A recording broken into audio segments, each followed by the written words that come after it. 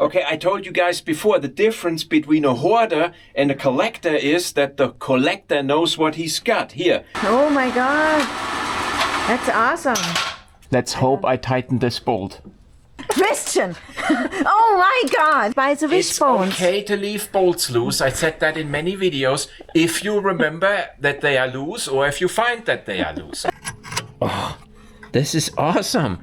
That's a good design for a change. That's the EGR test cycle and that's the follow me home light, okay? Women have that. So Vera is complaining about a clunking noise, you know, when you steer and you go from one stop into the other stop.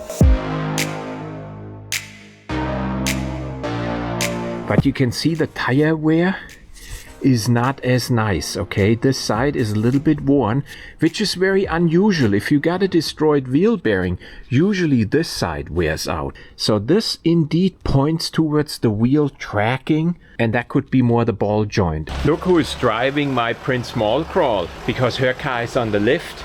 I gotta show you something before you're allowed to go onto the couch.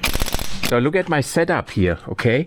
I got the dial indicator mounted to the steering rod here. Yes. And then I got it here on the knuckle. Now look at the indicator, okay? What the is that? So it's definitely the steering knuckle, okay? You sure? Yes, you can also see it when you look here at it. You see it moving, okay? And watch it, that's the wheel bearing. So that's 200s. So the wheel bearing, even though it looks like the wheel bearing is broken, it's not. We're going to replace both steering knuckles in the front and I bet you the problem is gone. Yeah, I hope so. I had her aim the alignment, okay, here across the axle, across the tires, and we got to this point. Of course, with the steering wheel in the center, okay? This was a little bit of a debate now, but I know how to use a rifle, okay? I shoot better than you, so we used my line, okay? Her line was the white one and mine was the black one. And you can see there is at least a millimeter difference. So do you see the black line now? Yeah, the black line. And I told you to put the black line in the middle of the white mark, and you did. Well, let's do the other side also this way because we want to replace both sides. Yeah. So that will be a future noise because he will forget to take it off. Okay, I gotta aim across the axle here. No, left. 100 millimeter, further. Okay, further. 50. 10. Stop. 5. Left. Put a dot there. No. Further left 5 millimeter from the dot. 5 millimeter. Left. Right. Another 5 millimeter right. Then we'll back here. Try this one here. Okay, that's good. We put a dash right there. And now you verify it. Okay. Something like this can cause a marriage crisis, okay? Yes. That or McDonald's French fries. Let me explain you the problem. I wasn't here the first 2 hours Christian worked on. And now I'm here and take over the show. And he doesn't like that. Okay, is it good? Yeah, it's good. Okay, good. Then we'll take the knuckles out. Okay. I marked also 100 millimeters here just to make sure it's in the ballpark with the new knuckle. So there's the new knuckle from Myler. That's aftermarket, but I think that's a pretty good brand. So I'm using 2 monkey wrenches here. Then I don't have to look for the correct spanners, okay? And they called monkey wrenches because even a monkey knows how to use them. Okay. Oh, they were not very tight. I got a nice ball joint extractor here where you can put different inserts in. That thing fits here perfect because that's a pretty beefy ball joint already. This is not your smart car. And that's it. Now we can take this off. There it is. Okay. This one is wasted. Wonder what brand it was. Oh, the new one comes with a new nut. That's good. Put this back on. There. Ooh, that's tight. Nice.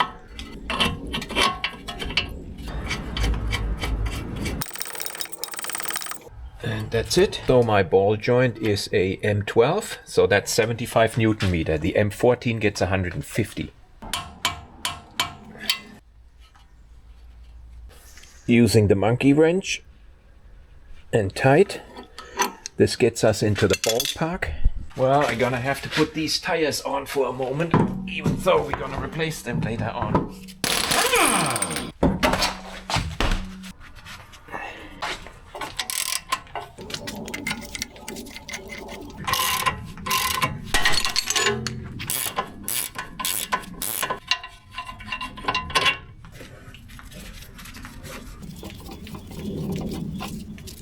That one is not quite as bad.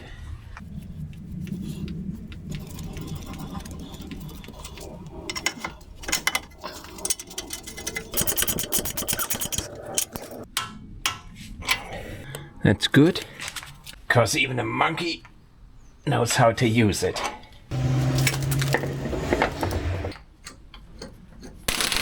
Got to do the rough alignment, so we put the steering wheel 100% straight. Okay, now we aim over to our dot. I can see here that the tire does not have enough toe in, okay? When I look at this one, it got too much toe in. So both tires are kind of distorted in one direction. I'm not going to correct this now. I'm going to drive it. And if this is also my driving experience, then I correct them both. Well, I can also say now that it's definitely not wiggling anymore.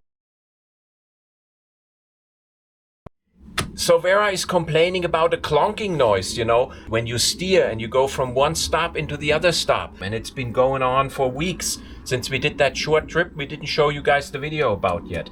I thought it's the steering rack, because that's what people usually replace if you already replaced all ball joints and stuff. To me, it appears like it's the upper suspension arms, and I see their movement in the upper triangle, okay? It's moving, rocking back and forth.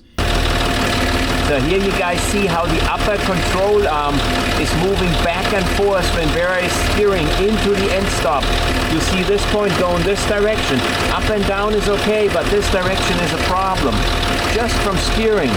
So that means this back suspension bushing is worn out. So I thought it's the steering rack. The steering rack is absolutely perfect after 280,000 kilometers. You can see there is zero movement in this ball joint. Okay, I think we got it, okay? So we are in our dungeon. And look what Christian found. Okay, I told you guys before, the difference between a hoarder and a collector is that the collector knows what he's got. Here, Vera's original Land Rover brackets, which I took out at about 140,000 kilometers. So the nice thing is now I can push new suspension bushings into these and get them a little paint job and de-rusted.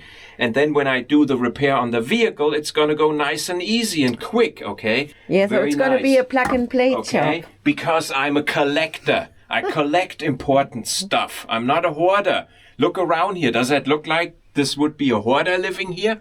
No, this is all beautifully it's all organized. nicely organized. Good. So check out what Robin made for us. Robin made us an extension here. Oh my God. Yeah, this is awesome. It's quite high. Yeah. Oh my God, I hope that thing is not going to fall down. We can put this... Oh, wait a second. Watch your hand. So...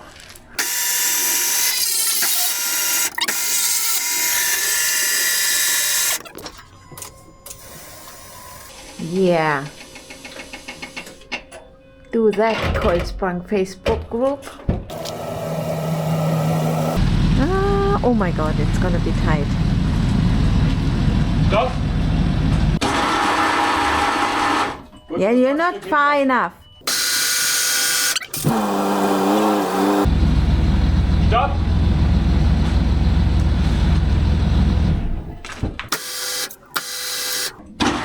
Good. So we have to remove all the hardware first. Which are 8 bolts. Yeah. Whoa, slowly. It's lifting on Robin's side. I think Christian has to... I have to improvise here a bit. Yes. Oh, perfect. Yeah, go ahead. Oh my God. That's awesome. So the goal is to create a setup so Christian and I can both mount the rooftop tent without any help. So not on our hospital bed. Actually not a stupid idea. Awesome.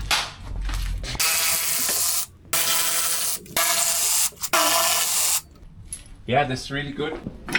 This is awesome. This is a big, huge help from now on. So we're back on our suspension clunking. I deflated all corners using the gap tool. We're gonna see if we can find it when it's on the lift. This looks interesting. Look, there is like an imprint.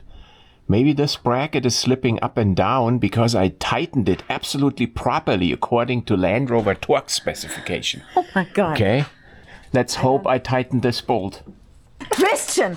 Oh my God!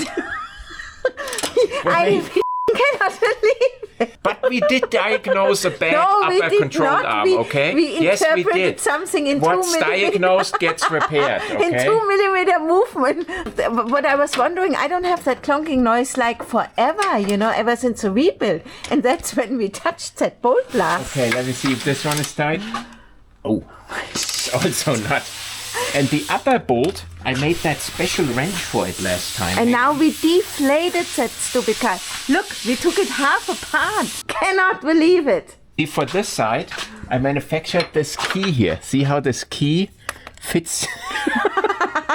Okay, so I would assume if I went through the effort manufacturing a key, that I tightened it, but apparently I did not. If you do a complete rebuild on a car like this, okay, you have to have some issues. Yes, but I didn't have issues for a year.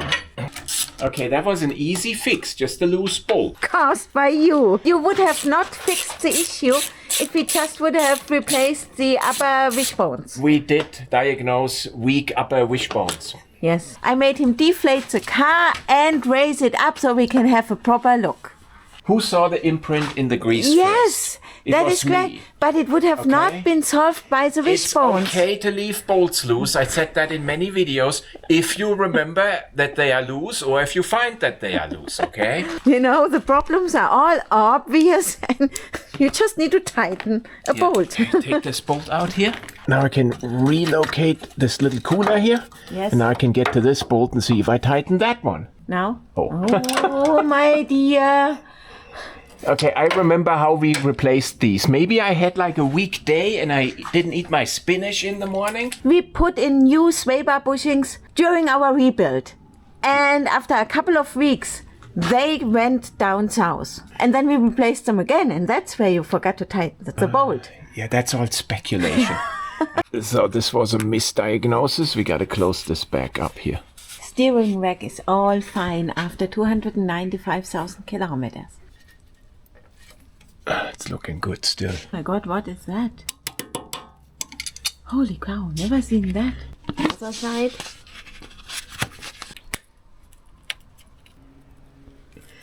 Still good enough. Perfect Good. still. We did not diagnose anything wrong on the steering rack, and at least that was right. Oh my God, it's such a beautiful car and so easy to fix.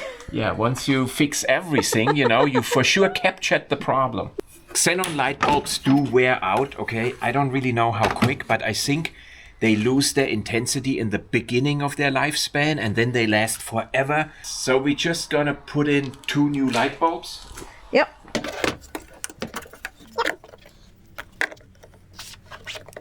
Ah, yeah, there it is. Yep. Good.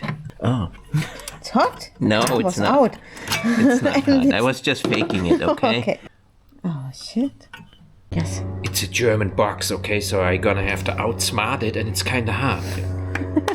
There we go. The new Osram have now 6200 and 150%. And the previous ones we had, they didn't have quite these high numbers, okay? So higher numbers are better.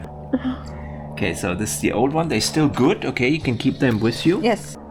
I should have remembered what orientation. Boy, this is easy, I gotta say. Very seldom that there is an easy job like that. Look at this. Yes, on the Done. B-class, it's a nightmare. This is awesome. That's a good design for a change. We're gonna put some loop on here. Okay, we're gonna close this back up and pivot it over and Put it back in. And then this complaint is taken care of 50%. Yes. I actually did not complain. Well, you said the mall crawler has better lights than yours. No, I said the mall crawler has much better lights than I. And Yes. no, we will not take off the orange coating because that takes away the character from the Discovery 3. Yes. Because we are much more badass. Because Discovery 3s by now are much more badass than a Discovery 4. Yes. There were times where the Discovery 4 was looking nicer than a Discovery 3. That is true. But now, 20 years on this car, that one is more badass. It's badass. It's just like an old Toyota is more badass than one of your modern Trail Recon Land Cruisers. Good.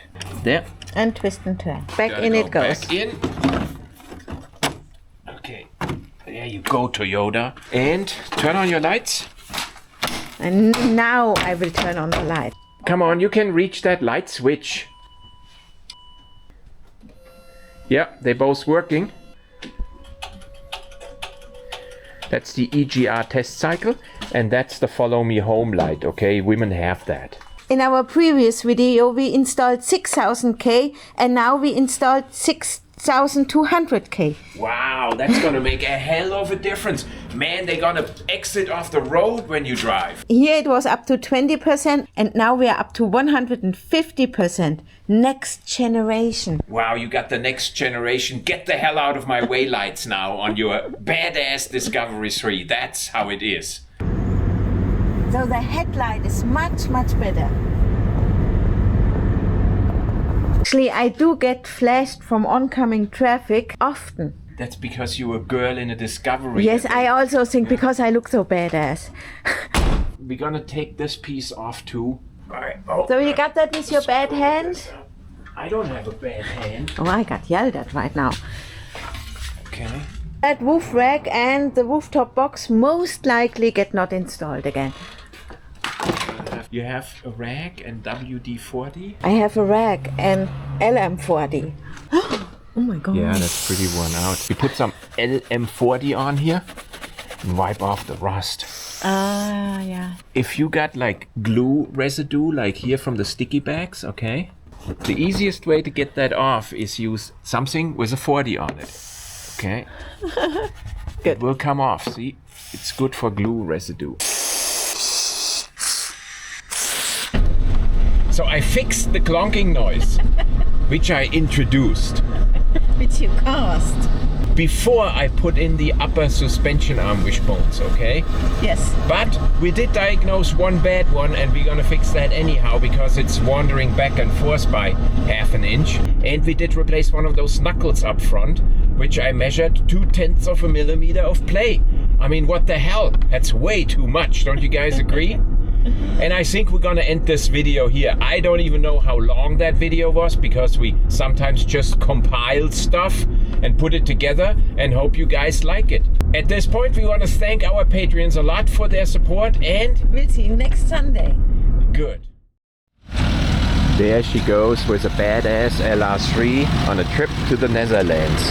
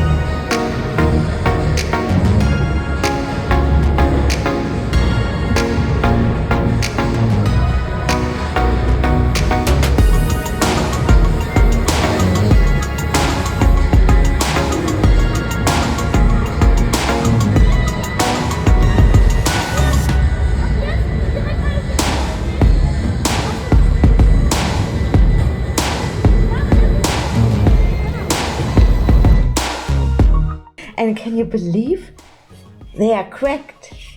You do not see a line. Oh my god. Okay, so this one is perfect. Okay, I'm happy with this one. They're about 0.05 plus. They're definitely not in the minus. So Ford knows how to manufacture something. Well, yeah, that's sometimes all they know. They are built kind of tough.